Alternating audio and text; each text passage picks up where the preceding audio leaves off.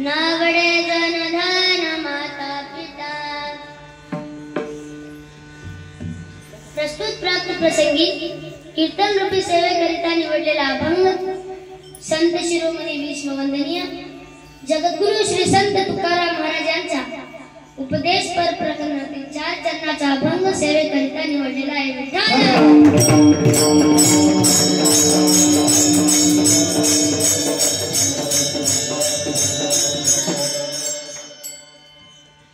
जगद्गुरु तुकाराम महाराज या अभंगात एका खऱ्या भक्ताची ओळख सांगतात,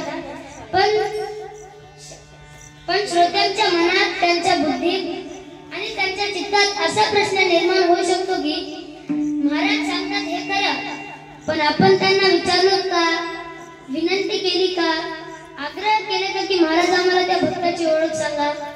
नाही ना, मग का सांगतात? तर याचं उत्तर असं आहे की हे संतांचे गुणच आहे, हे त्यांचे कार्यच आहे।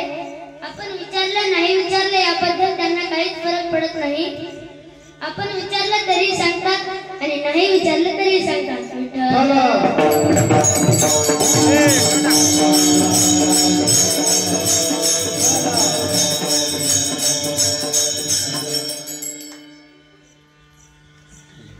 यावर शास्त्रकार सुद्धा बोलतात। काय बोलतात? पद्माकरं दिनकरो विकची करोति चंद्रो विकासयति कैरो चक्रवालं नाम्यार्थितो जलधरोऽपि जलं ददाति सन्तः स्वयं परेते सुकृतवियोगः। ज्याप्रमाणे सूर्य सांगितल्याशिवाय फुलांना फुलवितो, चंद्राला सांगितल्याशिवाय फुलांना प्रफुल्लित करतो, ढगही याचना केल्याशिवाय पाऊस पडतात, त्याचप्रमाणे संतलोक आपण होऊन दुसऱ्याचे चांगले व्हावे यासाठी प्रयत्न करतात।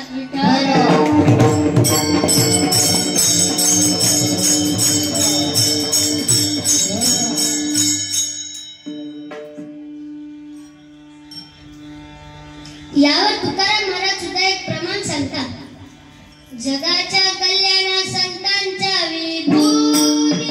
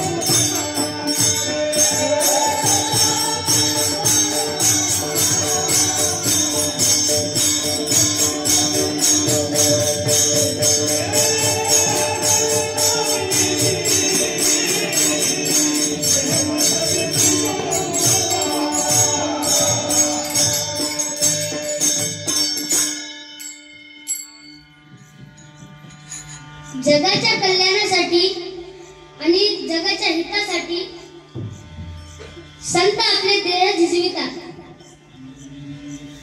कसा असतो संतांचा देह? यावर शास्त्रकार सांगतात। श्रोत्रं श्रुतनैव कुंडलेन दानेन पानेन तु कंकनेन विभाति कायः करुणापराणां परोपकारेण तु चंदनेन। कानांची शोभा शास्त्र ऐकण्याने वाढते, कुंडले घालून नाही। हातांची शोभा दान केल्याने वाढते, सोन्याचे कंगन घालून नाही। त्याचप्रमाणे देहाची शोभा परोपकार केल्याने वाढते, चंदन लावून नाही। विठ्ठल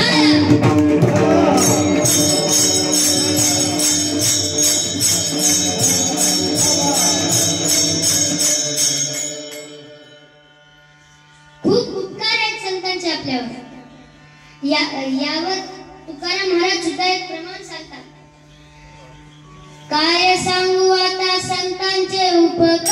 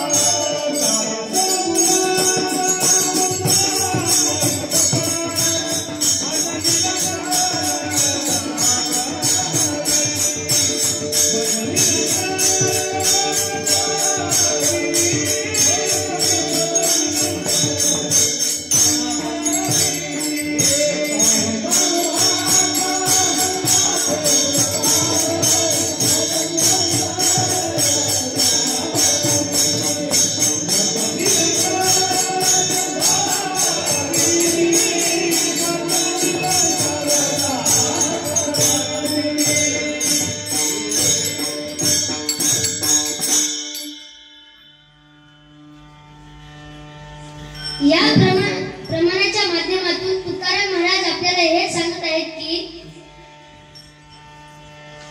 संतांचे इतके उपकार आहेत आपल्यावर की किती सांगावं तितके कमीच आहे. हे झालं संतांचं वर्णन. पण संत कसे दिसतात, भक्त कोणाला म्हणावं, कसे असतात भक्त, कसे राहतात ते,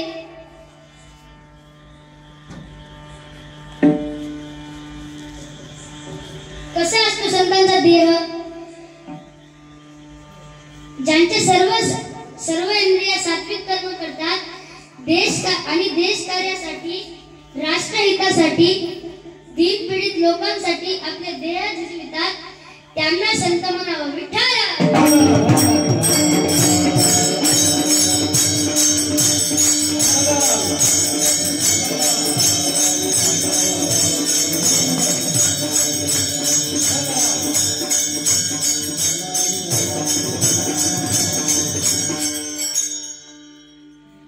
भक्त कोणाला म्हणावं हे तुकाराम महाराज आपल्याला अभंगाच्या पहिल्या चरणामध्ये सांगतात.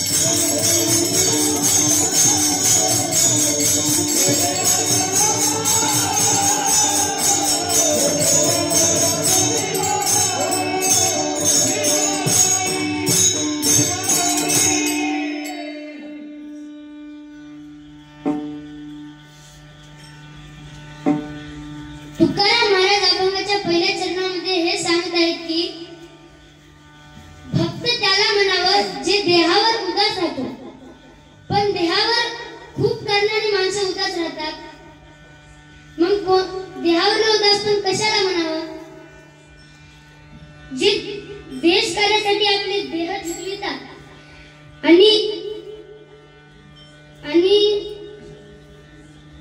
ज्यांना काही आशा नाही, पास नाही, त्यांना भक्त म्हणावं, हे तुकाराम महाराज आपल्याला अभंगाच्या पहिल्या चरणाच्या माध्यमातून सांगतात. आणि ज्यांना काही आशा नाही, पास नाही, त्यांचा विषय फक्त आणि फक्त नारायण असतो, हे महाराज अभंगाच्या दुसऱ्या चरणामध्ये आपल्याला सांगतात.